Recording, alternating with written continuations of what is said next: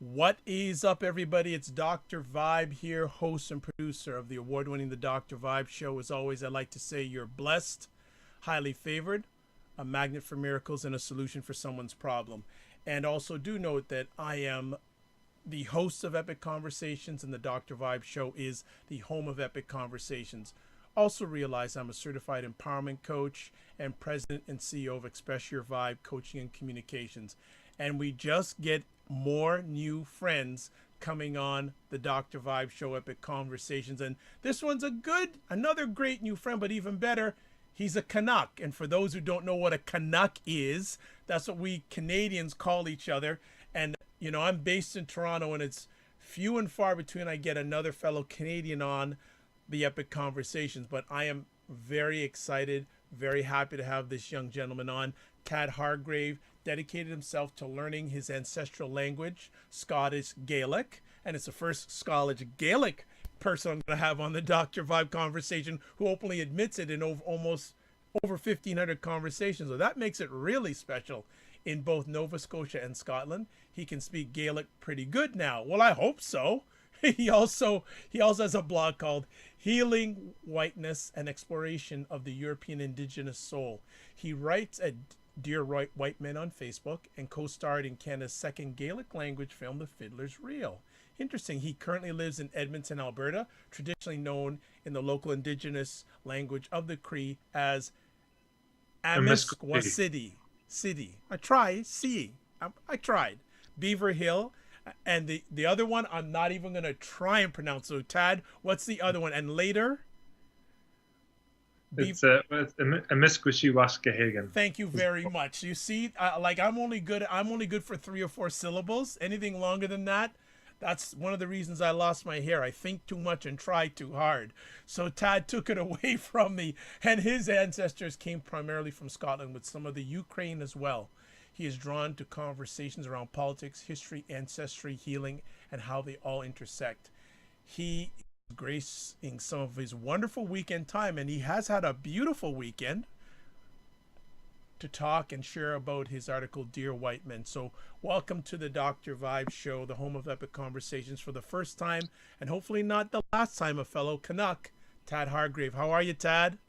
I'm doing so well. It's really wonderful to be here. Thank you so much. Really appreciate it. And like I said, really good. And he's going to share about this article, Dear White Men. And anytime I've had articles around Dear White Men, it's always been written by people, most of the time, who are not white. So this is a nice little switch in a positive way, Tad addressing. Stick around, you'll find what it's all about. It's really good. So Tad, can you share a little background about yourself with our audience? We had a short little piece there that's very interesting. Can you go back where you grew up, raised, etc.? Yeah, so I was born and raised in Edmonton, Alberta. I've lived here most of my life, traveled around a bit, but mostly based here. Went to a Waldorf school, kindergarten through grade 6, an arts high school, and had a fairly, slightly alternative, but I would say fairly mainstream life growing up here in Edmonton. My mother was a dealer for a homeopathic medicine called Valeda. And and so most of my young life was here, but then in just moving into my 20s, I ended up living in Santa Cruz and working with a group called Youth for Environmental Sanity. And through that project, I ended up leading a lot of youth environmental social justice summer camps, started a project called Youth Jams, which continues to this day. And with the intention of gathering together leading young change makers from around the world. And being a white guy from Canada, I was pretty sheltered, I think, to the dynamics, especially in Edmonton, pretty sheltered to the dynamics of, race, class, gender, and how that shows up. And I learned a lot kicking and screaming over the years about the realities that other people lived with, and particularly around race, I think, is where it hit me most. And, we had so many people of color, and I would just hear about the experiences and indigenous people and hear about their experiences. And there was this feeling of a lot of white people go through it when they first start to wake up to this. It's like a denial. It's like, it can't be that bad. Surely you're exaggerating, or it used to be that bad, but it's not. It's still that bad. Oh, well, but they don't realize it's what they're doing. They realize that, and you start. So I started to really. It's just heartbreaking, I guess, to learn the state of the world and finally kind of get a thumbprint of where you're actually at. And so it was for me. But it was a very tough time because simultaneously I would hear people of color say, name things that for the first time I was really hearing in a particular way of white privilege, white supremacy, whiteness, and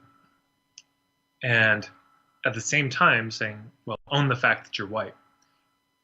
But they were always very angry when they said it. And the more I learned about whiteness and what a white culture might be or where it might have come from, the less enamored I was with it. And so the thought of rooting myself in whiteness felt very unappealing increasingly. And then there were indigenous people who would often introduce themselves in their own indigenous languages in these circles that we would sit in. And I was so full of admiration for it and envy in a way, and yet felt no draw to those cultures, which had me feel like the most colonized white person who ever lived, because I had so many friends who were going and doing ceremony with indigenous people, and I was being invited, and it was, I could have gone, and I just didn't feel the draw. And then I had a couple indigenous friends who said, well, Ted, you've got your own indigenous roots and indigenous language and music and story and drumming and dance and song, all of this. And that had never occurred to me, that my own Celtic, Gaelic, ancestry held some of that for me. And that began I suppose it's been, over a 15-year process of digging into my own ancestry and roots. And of course, as a white person, when does this, you start to realize that that most of the life of your ancestors existed before they were white, before this term white even existed. And that whiteness is some sort of a cover, or it's an amnesia. It's not who we are. It's the thing that guarantees we never remember who we are. So it's been just an exploration of a lot of the different threads of that and how that appears and what that might ask of us as white people in these particular times and places. And, I should, I suppose, preface everything I'm saying with, when I write these Dear White Men letters, and everything I write is really in the context of, and offered extremely cagily, offered with a lot of trepidation, specifically towards other white men living in North America, knowing full well that the experience of a white man in Alabama will be different than my experience as a white man here, just as a person of color's experience would be different in those two places, and that my experience as a white North American man is different than a European white man and Eastern and Western European. It's very particular. So I'm sort of trying to speak to a dynamic that I see in North America, of the way that I see white men in particular engage, the patterns that I see engaging in conversations around race. And I'm aware that white women have some of the same patterns. And, I'm aware that some of these patterns exist in communities of color. And it's just, for me, I keep the conversation focused on what I see with white men in North America in this particular time, knowing in 5 years, everything I have to say may not have any particular relevance to anybody. I'm already sensing we may need to do a part 2, because there's so much you just shared there. I not to say it in a bad way, I feel bad that we even have to talk about the article, just because just what you shared right there, that's a whole conversation itself. So I'm gonna see if we can peel off some of the things you already shared with us. Sure. I'm blessed to have a worldwide audience. So 2 things. First of all, people may not know the term indigenous. Can you give an explanation on what that means? Oh boy, that's $1 million question. Okay, well, you got some time.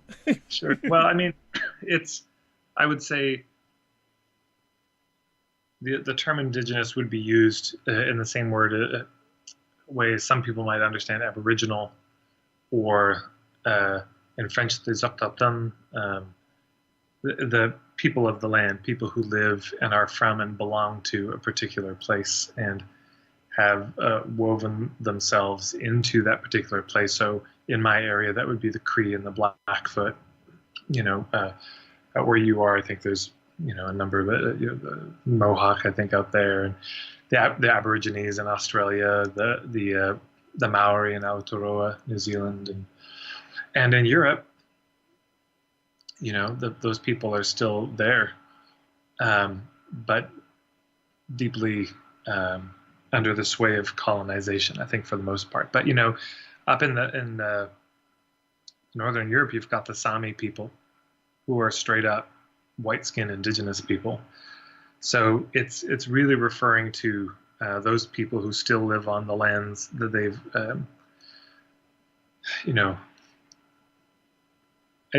usually still living on lands they traditionally come from, but also living in an indigenous way of life, a way of life that is centered around the land and the relationship to the land and living with it. That's my understanding of it, okay. Anyways, and I imagine other good. People would have different ways. That's good. No, I that's fine. When you were growing up, how much exposure did you have to indigenous culture? And then what was the moment you started wanting to know more about indigenous culture? Very little. I would say very little exposure to, well, here's what I'd say is very little exposure to non-European indigeneity. So, Native Americans or that whole thing. A little bit, but, probably what most white people grew up with, cowboys and Indians, this sort of thing, dances with wolves at the best. And the first moment I felt drawn to it, I didn't realize I was being drawn to something indigenous. Hearing, old Celtic stories, and that music, the drumming, the dance, the song, all of that, bagpipes.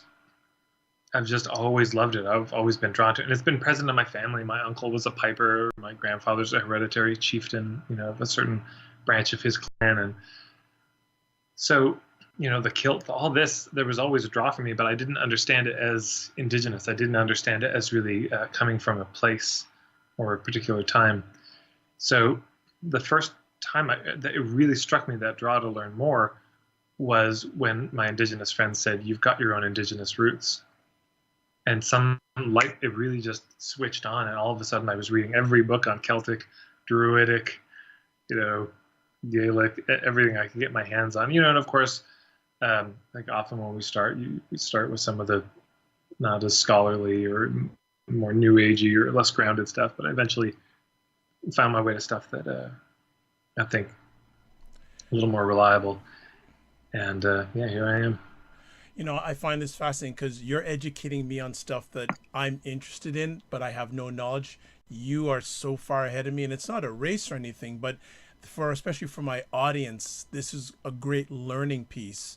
So you're providing valued information to them. I guess there's so many different ways I could go. Let me go this way. What is the status where you are of indigenous people, and has it gotten better or worse since you started passionately looking into this area? Oh, again, that's a difficult thing. I imagine it's probably different for different tribes around Canada. In terms of Edmonton, I feel like I'm still dipping my toe into that. And, one of Canada's great racism certainly is the racism towards Indigenous people. Indigenous people live put on reservations, and I think a lot of us have heard the stories, and the history's pretty terrible, and the history hasn't gone anywhere. It's still present. Of course, I live in Alberta, which is the home of the tar sands, and Fort Chipewyan, which is just north of here. That river that runs through their town is deeply polluted as a result of the tailings ponds from the tar sands, and of course they say no, the tailings ponds won't leak, but of course they do. And the people most affected are often indigenous people, and this is the one of the often unspoken truths of time, is that the environmental issues tend to impact indigenous people and people of color the most. The environmental racism of, you have a toxic waste incinerator, and quite rightly, the white communities don't want them anywhere near because they're so toxic and you're going to pollute the air and the water, and why would you want that? And they have the money to refuse it, and often people of color, indigenous people, those communities don't, and so they get saddled with them, and also saddled with all the health impacts of all this. So we're certainly seeing that in Alberta. I mean, is it getting better? I don't know. I mean, there's definitely been a rise of a lot of pride in indigeneity. There's a lot of decolonizing work that's going on, and it's probably a dangerous thing to speak about the indigenous community as if it's one thing, as if there's one group and they all see it the same way. There will be some that the last thing they want to do is connect with their roots. They're just happy to get a job, make some money, live in the city. They don't have a particular interest, like a lot of white people don't have a particular interest in their own European roots. And there's some that are deeply traditional and exploring that. And there's the corporate ones that have sold out a long time ago and are happy to make some money, on the backs of their people. There's all of it. It's all there. I imagine some of them who might be deciding to benefit from the state of affairs and from oil companies think it's going really well, and other ones less so. It's hard to say. There's been a lot of progress, I think, certainly, but I would say that much of that progress has come from within the communities, not directly from the government. But there's still a lot for me to learn on this. Well, thanks for giving some of that background, and it's very much appreciated. Let's get to the article you wrote for the Good Men Project. What prompted you to write this article at this time? Well, so just for some context, that article is part of a series that I write called Dear White Men. And I've written, there's probably 250 pages of them at this point. So that was just one of them on this theme of cultural appropriation. And I suppose the timing of it is there were a number of things in the Canadian press around appropriation that were coming out. And so it just had me thinking about it and just, okay, well, what do I want to say about this? Because it's just one of these areas, the poverty of modern white culture show up. Part of the challenge, I think, is that for white people, there are two directions that white people tend to move in, especially when conversations around race appear. One is a sort of self-glorification, which we're seeing in the white nationalist movement right now, the alt-right, as they style themselves, the KKK. There's a sense of like, white people are the best. I mean, look at the European genius. Look at how civilization, came from Rome, and of course, ignoring all the African history of this and from Egypt. But there is this sense of like, white people are, look at what we've done, and there's so much trouble with that whole approach, because it says that the Romans, and the Greeks might have understood themselves as white, when the term is so much more recent than that, and it's very easy to project it backwards when it's doesn't fit or doesn't work in that way. But so there can be a self inflation amongst white people of like, yes, be proud of the fact you're white, because look what white people have contributed to the world, corporations and computers and et cetera, et cetera, et cetera. And the other side it can go is this self-loathing, this deep self-hatred of when white people start to wake up to what white people have done, there can be a real sense of like, nothing good could have come from where I came from, and the challenges, the challenge, I think, in progressive circles, when we look at the self-glorification, it's easy to say, okay, well, that is clearly terrible. But what's less easy to see is the harm that the self-hatred does. Because if you hate yourself and where you come from, you know, another lens I've got to bring in here is being white, and maybe this is true for everybody, but I can certainly say it feels true for myself as a white person. There's a tremendous amount of privilege just in being white, you know, all the things I can do and don't have to worry about that if I were a person of color, I would. So there's all these privileges, you know, and I'm not going to go into a rant about white privilege. There's plenty out there on the internet you can find if you want to know, but that's there. But the other wing on this bird is there's also a tremendous amount of poverty. White people have an intense, well, let me try to thread this needle a little better. There is a privilege that accrues to white people because they are white, and that accrues only because they're white. And of course, you can be white and poor, you can be white and oppressed, but it's, you know, as I can't remember who it was on Twitter, you know, pointed out, you can be white and oppressed. You're just not oppressed because you're white. You're not disadvantaged because of the color of your skin. So one wing of the bird is this privilege that appears, but the other wing is this poverty. So it's an economic, political, social privilege, and yet a deep spiritual and cultural poverty. You know, because the topsoil of whiteness is just so shallow, because it's so recent. It's so new in the world. It's not a culture in the way that we might understand culture of, you know, like having good bacteria in your gut, how life affirming that is, and why we eat the kombucha and the kefir and the you know, all these things, because it's good for us. It's a healthy culture in our gut that sustains life, and this is what culture is supposed to do. Is it's supposed to be a life-sustaining, life-affirming enterprise.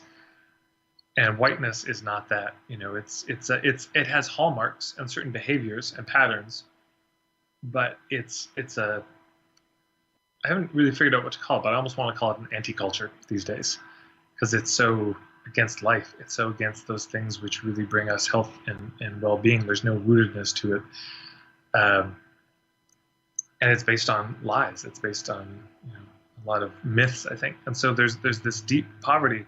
And that poverty,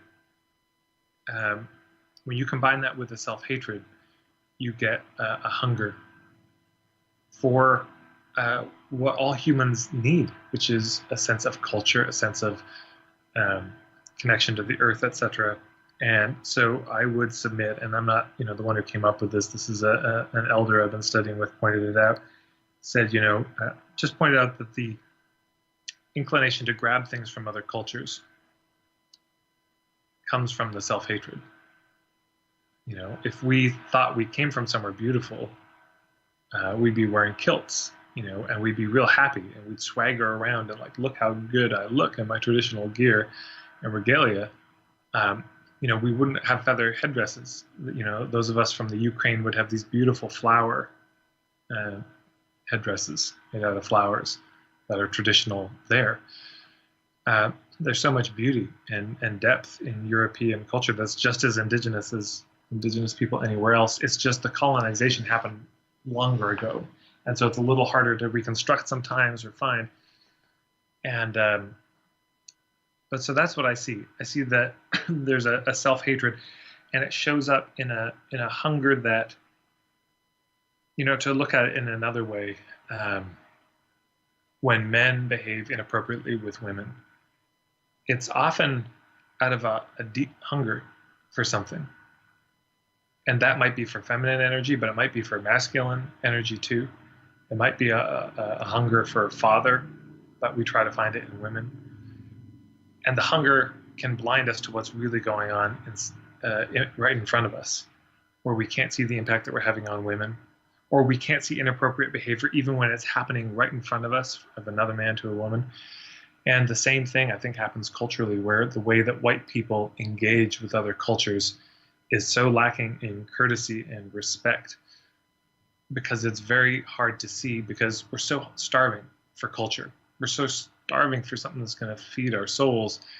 And so when it appears, it's like the old timers say, food makes hunger.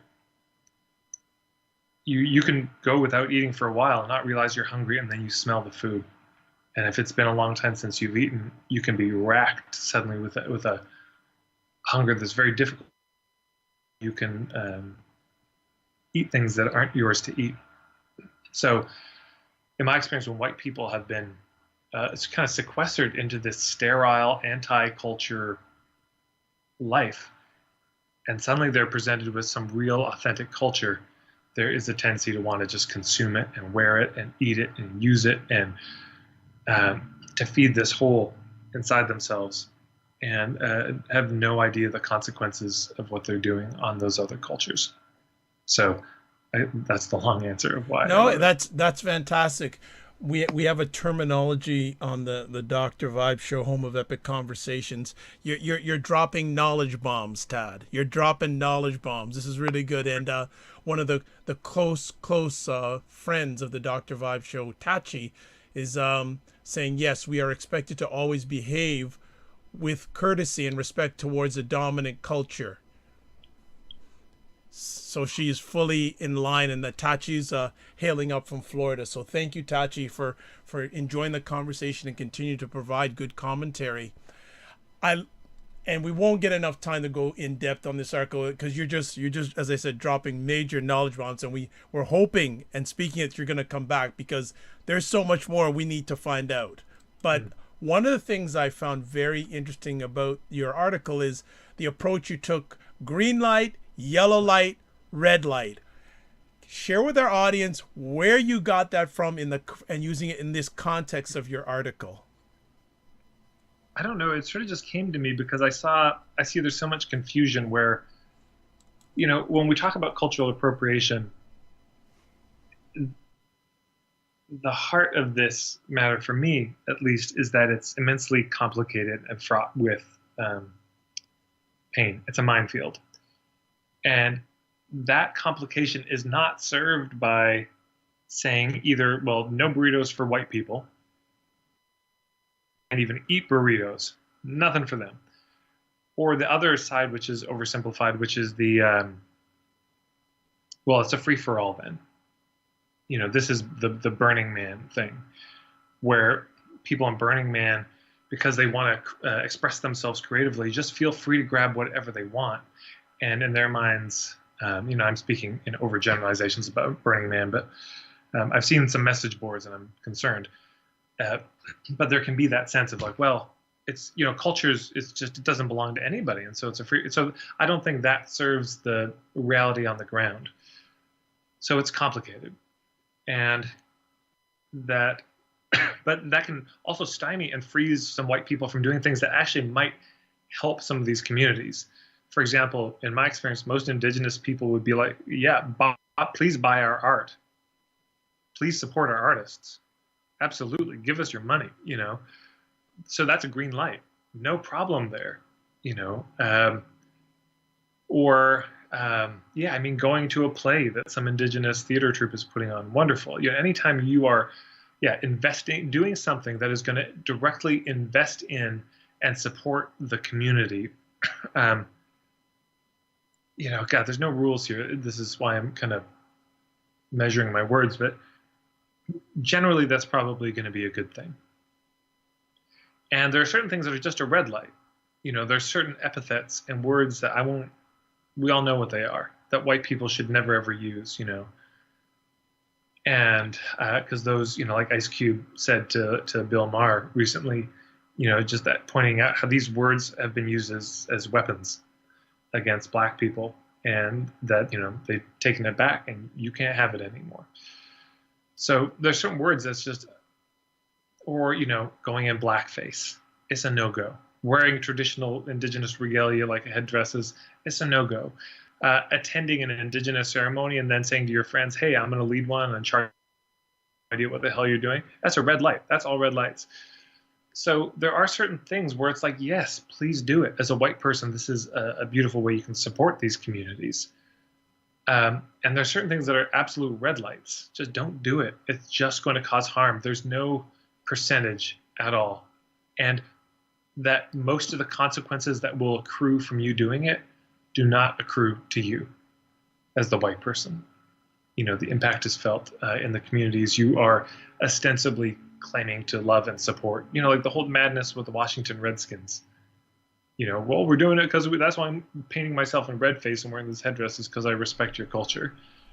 It's insanity, But there's a lot of stuff that's a yellow light. It's in the middle. It's hard to tell, And in traffic, the yellow light is that thing that's telling you be careful. It's not saying speed up through the intersection, though I know some of us read it that way, but it's just telling you like something's changing right now. This is a liminal in between, we're not sure kind of thing. So proceed with caution.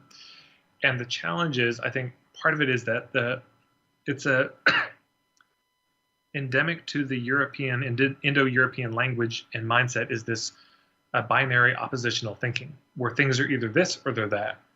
It's black or it's white, it's good or it's bad, it's right or it's wrong, and there's nothing in between. And so when you take that to this conversation of cultural appropriation, people just want to be like, well, good or bad, thumbs up, thumbs down on all of it. And there are some things where, in permaculture,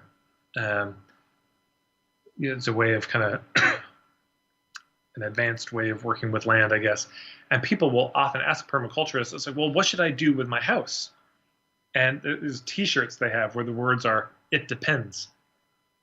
Because, it's like, well, where's the sun coming? And what's the water flow underground? And what do you want to grow? And what are your, et cetera. So there's so many things that you need to know before you make a decision. And people tend to, well, white people, in my experience, around cultural appropriation, tend to approach it. There's two different ways to approach this. I feel like one is through a lens of morality, where it's just, is it right or wrong? Give me the rule book. But so much of it is, what if the rule was, it depends? What if the rule was, this might be appropriate in some contexts and absolutely not in others? But the other way to look at it is through the lens of goodwill and asking ourselves, will my doing this foster more goodwill between peoples or damage it? And if we look at cultural appropriation through the lens of goodwill, I think we come to different conclusions. But I would just say part of the reason with the yellow light, when you're learning to drive, if you see a yellow light, it's probably wiser you treat it like a red light and just stop. Slow down, or slow down when you come to the intersection. It's, you may, depending who's behind you, but you may just be a little safer than risking it. And so it is culturally. It's I think a lot of white people could do worse than treating yellow lights like red lights until they learn more, until they've got the cultural chops to understand what's appropriate when. There's a fellow who's a uncle of a friend of mine in town, Harold Cardinal, and he wrote a piece called "The Mystery of White Men," and it's on the Healing from Whiteness blog. But he was quoting somebody else, I can't remember who, but talking about the dynamic of like the difference between when a white person, when an indigenous person enters a new environment. And it was pointed out that when white people enter a new environment, I don't know if you've seen the supercut online of Donald Trump, sorry for even using his name, adjusting things. When he sits down at a table and he just starts moving things around, he has to adjust things at every table he sits at. Mm-hmm. That this is what white people do culturally, is we come into a new environment and there's a lot of activity all of a sudden. There's a lot of words, there's a lot of gesticulation, there's a lot of trying to control the environment in some way or, figure it out in a very active way. So whereas an indigenous person, when they enter an environment, they tend to become very still. And it can look like they're frozen with fear, but what's actually happening is that they're observing. And they're looking around, they're discerning what's appropriate here, what's good behavior, what's proper. By seeing what other people are doing, and very slowly, very gently, moving from that place. Whereas, for some reason, white people have this, in my experience around conversations around race and cultural appropriation, an incredible unearned swagger, a sense of there's nothing else for me to know about this. I know it all, and throwing weight around and kind of the bull in the china shop that leaves wreckage behind it and doesn't necessarily even realize that it's the one doing it, and yet there's the shattered china on the floor. So, and it's just interesting because how it occurred to me as I was writing it, how many white people are like, well, I'm colorblind, I don't see color. But I would say these red, yellow, and green lights are also a color that most white people can't see. They can only see that there's a light that's on and then it's off. So, oh, well, if there's a light on, it must mean go. That must be what it means. It must mean, for so many white people, and I would just say also increasingly many of us in Western culture, there's a sense of if it's in the world, it must be in the world for me. If it's in the world, it must be okay that I just take it. Because why else would it be here? There's an incredible swelling entitlement that is endemic in white culture, because I think we've been on the receiving end of privilege for so long. And this Christmas I was out at my brother's place, and it was my niece's second Christmas, so really her first Christmas, because the first one she doesn't remember at all. But so many gifts, like just everyone went a little overboard on it. And she's opening them. She's pretty excited and said, well, that's from your Uncle Tad, and that's from your Grandma Jane, and that's from, But there was a certain point you could see her eyes kind of roll back in her head, glaze over, and it's just like she was drunk. Just, ripping it like, well, look at that, throws it down, the next one. And her father, seeing this, stops, It's like, okay, Thea, we're going to take a break. And immediately a volcanic, he's just screaming and crying, and, it's so terrible. Which is what happens to white people when somebody says stop. You have to stop taking now. This isn't for you. You've had enough now.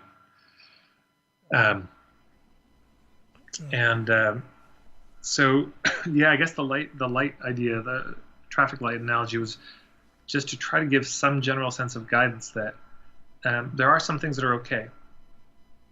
Probably most people would recognize, and there's some things that are just not. From a place of goodwill, not morality, not right and wrong, not you're going to burn in hell. It's just from the consequences it's going to have to the relationship between white people in these cultures. It's just don't do it because the consequences are too high. And then there's all that in the middle. And the stuff in the middle, that yellow light stuff, is, I think, just requires so much. It's so deserving of all of our attention and patience, willingness to go extremely slowly, and observe the particular circumstance and dynamic until we understand it well enough to even discern what the appropriate thing might be, which is extremely hard to do when you're hungry. I mean, everyone knows you don't go grocery shopping when you're starving, because you make terrible decisions grocery shopping. And similarly, in terms of interacting with other cultures, for white people, there's a level of starvation that's there that until that is tended to, there's unfortunate and fairly predictable outcomes of how it's going to go. Nice. Well, Tachi is loving what you're saying here. She says here the big problem with appropriation comes with commodification. I hope I got that right. With no attribution to the creators. When people say, quote, culture belongs to no one, unquote, it gives them permission to commodify these goods. Yeah, well, I would say that one of the big red lights, or one of the big places, if it's not a red light, it's a burnt orange light, is when you as a white person are making money from something that's from another culture. I say burnt orange, maybe not red, because perhaps there are some situations where that could be appropriate. Maybe it's that you're making money, but all that money goes to that culture. But if you are straight up making a profit from something that's from another culture, and you are not recognizing that culture, and that community is not benefiting from it, and this isn't, just to be clear, this isn't just white people taking from, people of color and indigenous people. There was in Cape Breton in Nova Scotia there's a beautiful Gaelic language community out there. And there's a series of these kind of gas station books around like ghost stories of Cape Breton and all this. And a lot of these stories were gathered from the old traditional Gaelic speakers who had these stories, old time stories, some of them from Scotland, some of them changed, the characters changed to be from Nova Scotia, some created probably by that community. And those stories were gathered up. I think sometimes they were attributed, sometimes they weren't. But no money from the sales of those books actually went to the community where all the stories came from. And there's a deep bitterness about those books in those communities. Something was taken and nothing was ever given back. There was no reciprocal anything in those relationships. But, the other thing, too, is that makes cultural appropriation tricky. And one of the big elements of these yellow lights are, let's say with dreadlocks. There's some Black people who think it's totally okay. It's fine. It's like, as long as your vibe is good, as long as you're wearing them respectfully and conducting yourself well while you have the dreadlocks, it's fine. And there are other Black people where it's like, absolutely not. So what you see in a number of examples is there is a division in indigenous communities or communities of color around what's appropriate. Exactly. Who do we share our ceremonies with? Is it okay that white people participate in them at all? Etc. And so that can sound like, to white people, it's like, aha, green light. If there's a divide, see, they can't even make up their mind, so I'll just take it. But I think what's being asked of us is to slow down and to, it's like, okay, so you can see that you want to take this thing from this culture. It was from a particular place and time. And you want to take it. Yeah, I want to take it. It's really cool. It's groovy. It's funky. It makes me look good, I want it. Okay, so you want it, and you don't imagine there's any discernible consequence to you taking it. Yeah, that's right. I mean, it's just, nobody owns it. I'll just take it. Who's getting hurt by me, having dreadlocks or going to the ceremony. Okay. That there's a disagreement. It's like, yeah, that's what I'm saying. They can't even make up their mind. So it must be, it's like, so what you're saying is if you take it, you are going to be instigating fights within that community. There will be conflicts inside of it when they fight with each other about what you've done. That's what you're saying right now. And that's often never been considered. Or all the white people going down to do the ayahuasca ceremonies. And I'm not laying this down as a moral, white people should or should not do ayahuasca, but there are unintended consequences of the number of white people who are doing this now. The diminishment, I've heard stories anyways, of the diminishment of the vine that makes the ayahuasca because it's being harvested so heavily. There's no consideration of what do you think it might do to the reputation of this shaman in this community, that they're working with so many white people. There's a lot of consequence that we don't see and we don't want to see because it would get in the way of us getting what we want.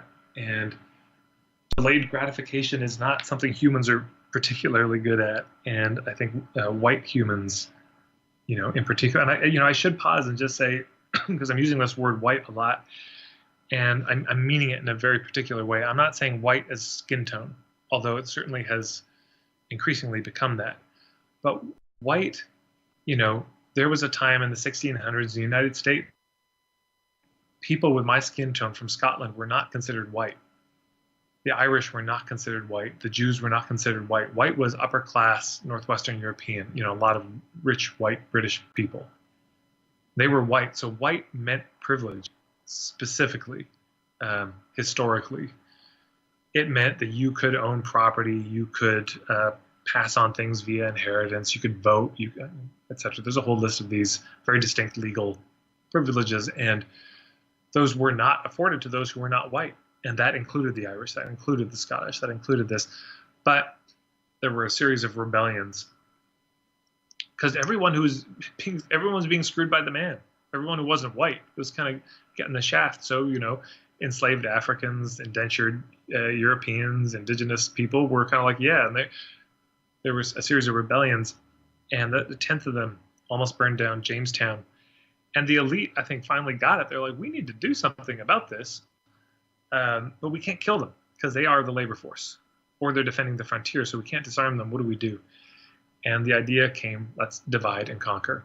and we'll do it based on the skin color. So gradually, everyone of European descent was embraced under the fold of being white and given those privileges. But it was basically like, look, if you're willing to stop organizing with all these people of color, you can vote, you can own property, you can have all these things, but your kids are going to go to English schools. You stop teaching them Gaelic, they're going to grow up to be white, basically. So they will lose their cultural patrimony, but they will be able to eat. And I imagine if I put myself in their shoes, of course I understand why they did it, but it did destroy any basis of unity for fighting together, because now they were more comfortable. And why resist anymore? Why not just go with the flow of the privileges? And so when I say white, I mean specifically those who have been on the receiving end of privilege ever since they became white. And when you've been on the receiving end of privilege that long, it does start to seem kind of normal. You do imagine that everyone else has the same privileges as you. And the second somebody stops the flow of that, there's going to be rage. Well, because time has flown so quickly, I won't get too deeply into examples of the red light, yellow light, green light. What I will do, though, is ask you, well, I'll just give the audience some examples of what Tad thinks is a green light. So a green light is learning indigenous crafting skills, or attending an art festival for non-white cultures. Again, you're giving them money. He then goes on to, and that's some of the examples he gives. I know, definitely go to the article. I put the link of it in the post and also in the post replay. He regards a yellow light as an example of white people doing yoga. Let's be clear, yoga was brought to the West by people from India, yet it's so much more than the poses. I like that one. That's cute. And he talks also, he just talked about it recently about dreadlocks on white people. There's no clear agreement here. Some black people don't mind. There's a history of dreads in most cultures, including Europe. I just saw one here that was saying tourism to other cultures, yet it brings money to struggling communities, but tourism destroys these cultures too. There are many different approaches to doing tours. I want you to expand on that one. Sure. Yeah. Well, it's very similar to gentrification and how this goes. I don't know the neighborhoods in Toronto well enough, but I lived in the Bay Area and, San Francisco. And so you've got like certain areas, the Mission and West Oakland, that have traditionally been communities of color that live there. So a lot of poor artists, communities of color, so very rich in culture, a very vibrant, beautiful place to be. And eventually white people sniff it out and it's like, oh, culture, that thing we don't have. And so then, rich people and white people start moving in. And on one level, you can look at it as like, well, hey, look, they're bringing their money into those communities. They're spending money probably in some of those local businesses and et cetera. But of course, the unintended but inevitable consequence of it is the landlords realize like, hey, all these rich Silicon Valley folks are moving in, so let's raise the rents because we can get more money from these people. And it's true. But then the rent becomes too expensive for the very people who made that community and that neighborhood so extravagantly, outrageously alive. True. And then the Starbucks comes in, and then, et cetera, et cetera. And pretty soon it's an echo of what it was. It's the shadow of what it used to be. And all those people have to move somewhere else, so they move further out into the East Bay. And so tourism has a similar impact where, I mean, let's be clear, when tourists go to other countries, there's a bandwidth of comfort they have of how much unfamiliar they can take. If as a white person you suddenly are at a Bedouin camp, there's not much you recognize. And you don't know the language suddenly, you don't know any of these customs and cultures, and women are covered up and men are behaving in ways that you don't, and a lot of it can be very disconcerting. So if you want people to visit your community as tourists, you suddenly have to start making these concessions like, well, yeah, let's put a Starbucks in because that's familiar, and let's let's make sure there are English speakers, English signs, and suddenly the culture starts changing so slowly at first, but to accommodate the Westerners and the tourists coming in. And so, well, let's sell burgers because that's familiar. They understand burgers. So now you've got food and cultural things coming in that are not from that culture, not from that community, and pretty soon it really stops resembling that place. I was reading a book called The Shepherd's Life by a fellow who's a shepherd in the the Lake District of England, and he was touring in China, and there was this community, and it used to be a farming community, much like his own, where he lives, and we're still a farming community. And there was a Chinese woman, and she was selling these little plastic knickknacks. And they talked, and he's like, "What did you do before?" He's like, "Oh, pigs and chickens and ducks we used to farm." He's like, "What do you prefer?" And she said, "Well, there's more kind of money in what I'm doing now and selling it." But she's like, and also the pigs and ducks, they make everything so messy, and tourists don't like mess. They don't like any poop on their shoes. They don't like. So the whole culture began to change until it was no longer the culture that people go and they get to feel like they're having an ethnic experience. Something a little exotic, but they have no idea that it's been changed so much to accommodate them. And so it's this elder I've been studying with points out when we as white people want to go to some, or maybe North Americans period, but when we want to go to some indigenous culture for some ceremony,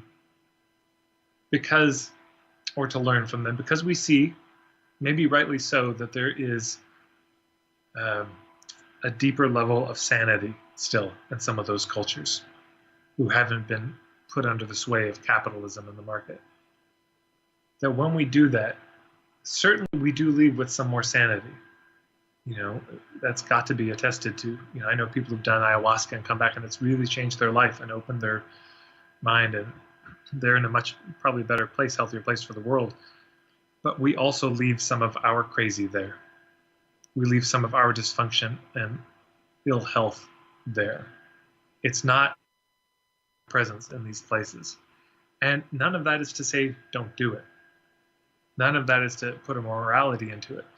But it's to beg and plead for us to be willing to, when we are even thinking about entering a new environment, to stop and become very still and ask ourselves, what might the unintended consequences of this be on the goodwill between us as people?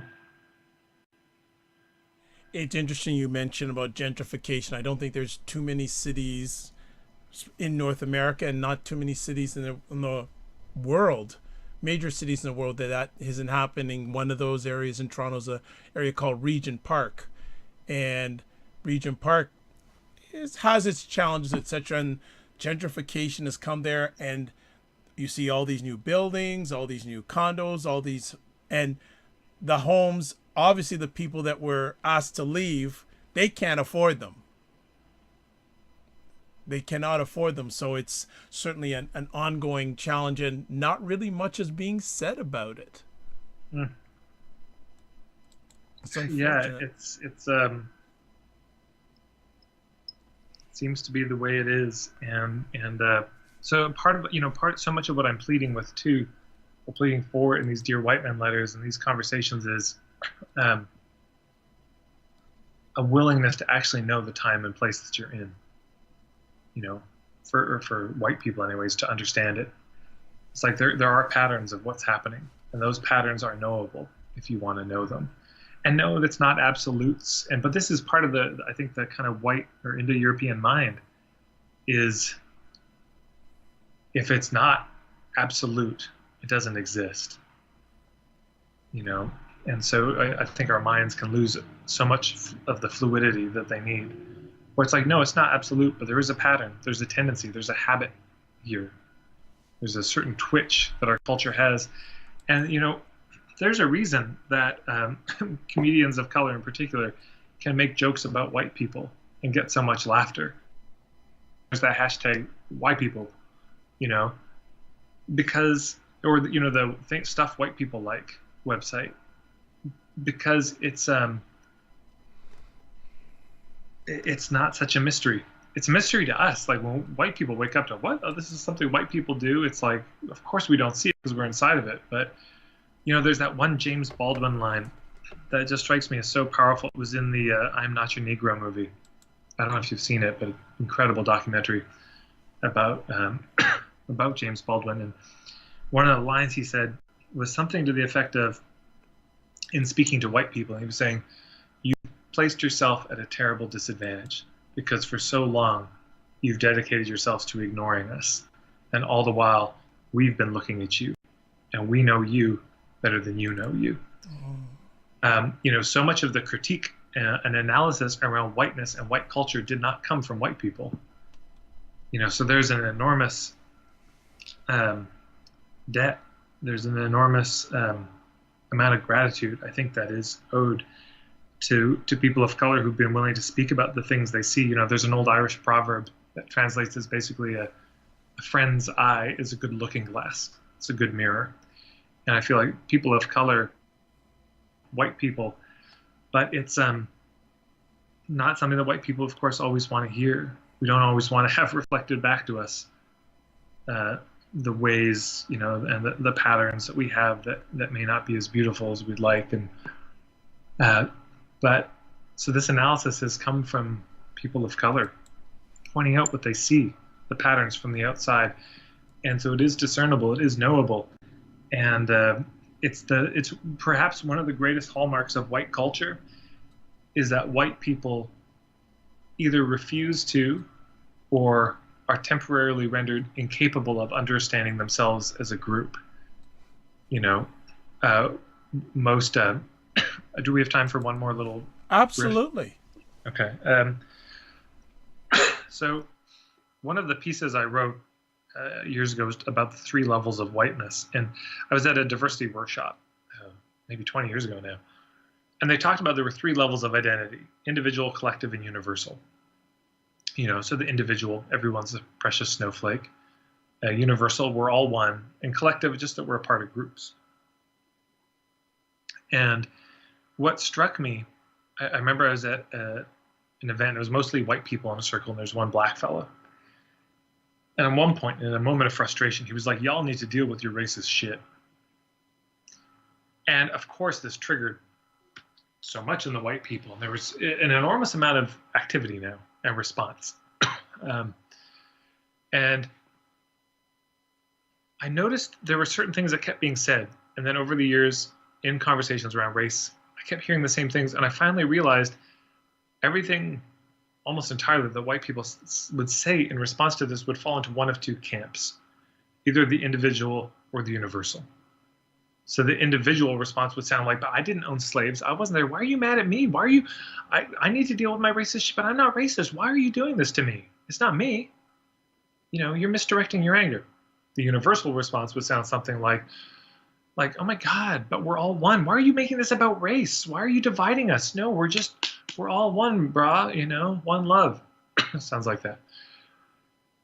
And the reason that happens is because when this, a black fellow was sharing his frustration of, "Y'all need to deal with your racist shit," I don't know for sure, but I imagine he wasn't just speaking to the people in the room.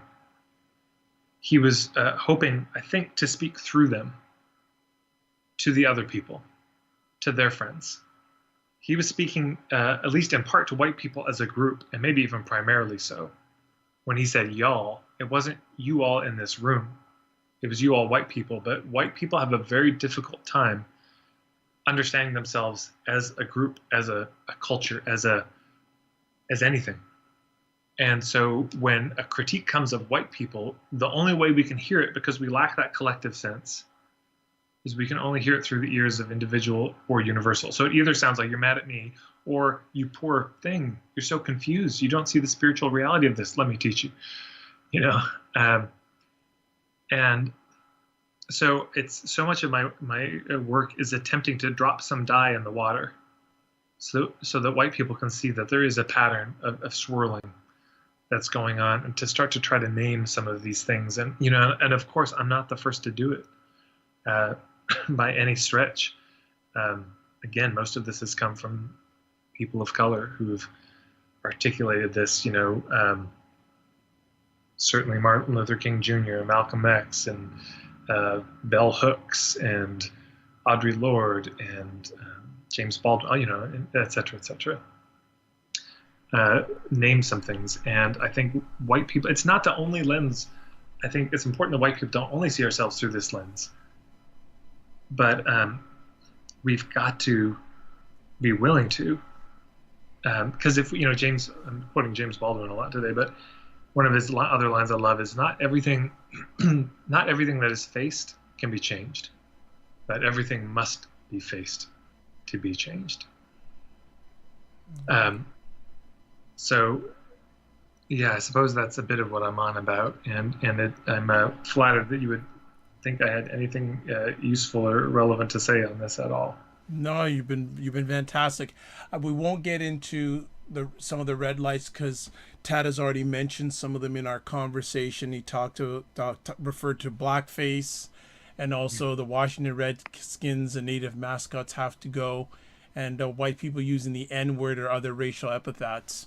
So definitely, if you want to dig more into the article, it's certainly available at the Good Men Project.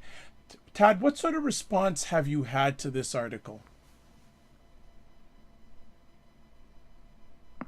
Sorry, I just had it on mute. The response has been pretty good overall. And I would just say overall, the response I tend to get from people of color, indigenous people, has been supportive or, thumbs up.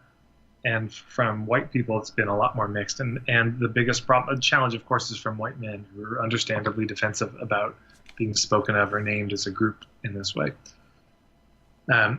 So I don't know, perhaps I'll get more skillful at it over the years and find more eloquent ways in. But so overall, for that article, but it's interesting because it's just, I would just say the thing I would flag is what I gave is a very rough sense of things from my vantage point. And there are people who would disagree with a lot of things on that list. There are people who would take some of those yellows and put them in red, or take some of the reds and put them in yellow, or et cetera. So there's no, there really isn't a rule book about this. I give that as it's like training wheels. But what's actually asked of us is learning how to ride a bike, and what's actually asked of us is to pay attention in the moment. And there's this community in Tamara. It's like a kind of free love community. It's very beautiful. That's a terrible characterization, but they do a lot of kind of research around relationships and love. And one of the lines they have is they say, you can do anything you want as long as you know what you do.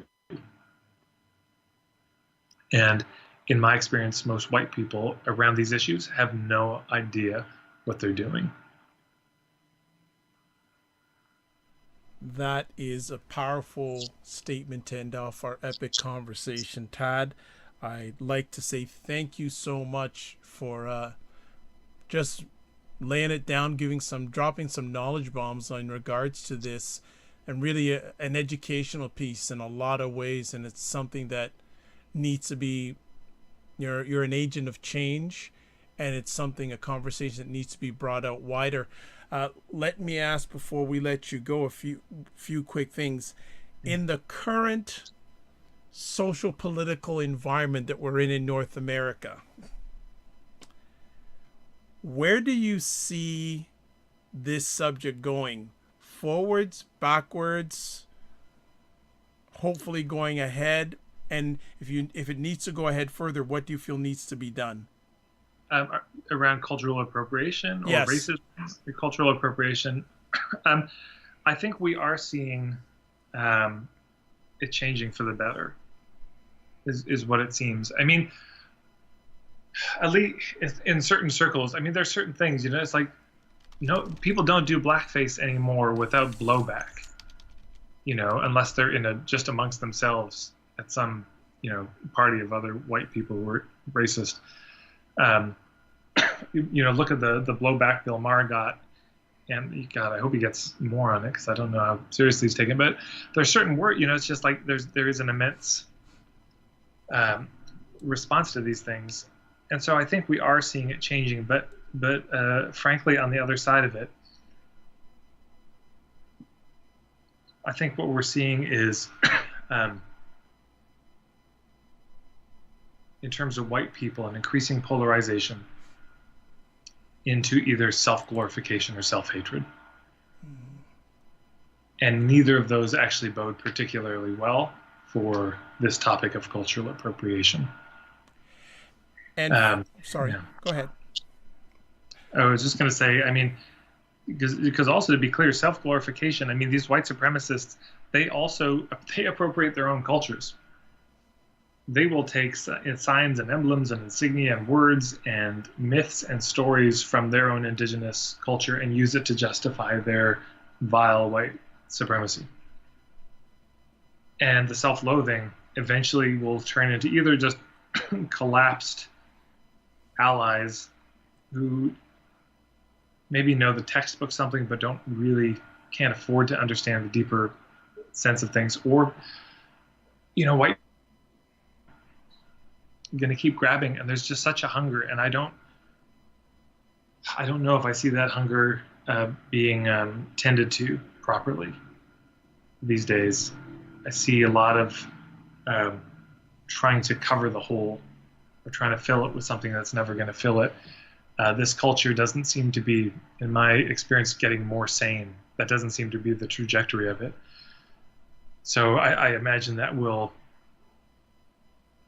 the tragedy, and may it be different, but I imagine as you get indigenous cultures kind of rising up and you have this hunger, the presence of food will probably create more hunger and more. So I don't see this conversation going anywhere for quite a while, until white people learn to feed that cultural void with something that is not other people's cultures.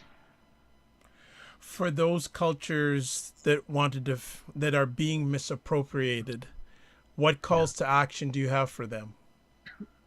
I've got no advice at all for them. Yeah, I don't know.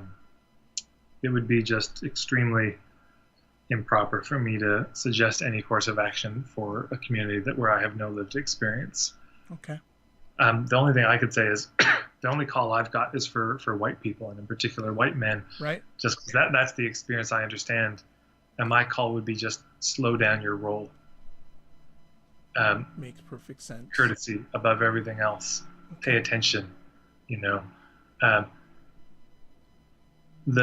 might just be that our willingness as white people to slow down and not take the thing that we think that we need to empower and transform ourselves, the not doing it might just be the transformative thing that we're looking for. Excellent. Well, on that note, Tad, thank you for taking time out of the Positive Productive schedule your Positive Productive schedule to share with us, and much appreciated. And as I said to you before we went on live, the mic is always open for you to come back. If people want to find out more about what you're doing, how can they do that? Well, in regards to all of this, I've got a website called healingfromwhiteness.blogspot.ca. And if you go to facebook.com/dearwhitemen, you'll find my page. And that's where I'm slowly publishing a lot of these letters. But also people can just follow me on Facebook, Tad Hargrave, Hargrave, and I post a lot of things around these topics there. But those two, the most concise, guaranteed shot of those is going to be the Dear White Men Facebook page and the Healing from Whiteness blog. Excellent. Well, we will put that in. That information is up on the post promoting this epic conversation, but on the post for the replay, we'll also include it also. My name is Dr. Vibe. I'm host and producer of the award-winning Dr. Vibe Show, which is the home of Epic Conversations, and I'm the host of Epic Conversations. If you want to touch base with me, the three best ways are Twitter @DrVibeshow, email address dr.vibe at the drvibeshow.com, and also you can go to the website address www.the drvibeshow.com. Also know I'm a certified empowerment coach, and if you want a complimentary empowerment session, please get in touch with me, because I believe the more empowerment you have in your own life, the better your life will be, and also the better your life will be for others. If you want to see any of the replays of some of my epic conversations, certainly go to the YouTube page. We have a whole pile of epic conversations there, so please check them out. If you want to listen to them via audio, just go to the website or other platforms such as the Good Men Project, which Tad had his article shared on. I've been a contributor of content on that site for almost 4 years now. There's also WJMSradio.com. There's Apple Podcasts. There's iHeartRadio. There's Tuned In Radio. There's Stitcher Radio and other ones. But just go on the website and you'll be able to check it out. Upcoming conversation tomorrow night, 8 p.m. Eastern Time. We have a lady named Karen Fleshman, and she is going to be discussing. She's actually a race equity trainer, Huffington Post blogger, and government accountability activist. She's going to be talking about white supremacy. So we're going to be continuing the conversation on this. And please feel free, if you want to contact me and have any specific subject as a conversation, 99% of the time, it's a go. So as I like to say, you're blessed and highly favored. You're a magnet for miracles, and you're a solution for someone's problem. Remember, God bless, peace be well, keep the faith. Thanks for watching, especially Tachi. Thank you for being in the audience right from the get-go. It's appreciated and not taken for granted. We will want Tad back when he is ready to come back. And remember, sometimes you have to get smaller to get stronger. God bless, be well, and have a great evening. Thanks again for watching another epic conversation live or on the replay. Good night.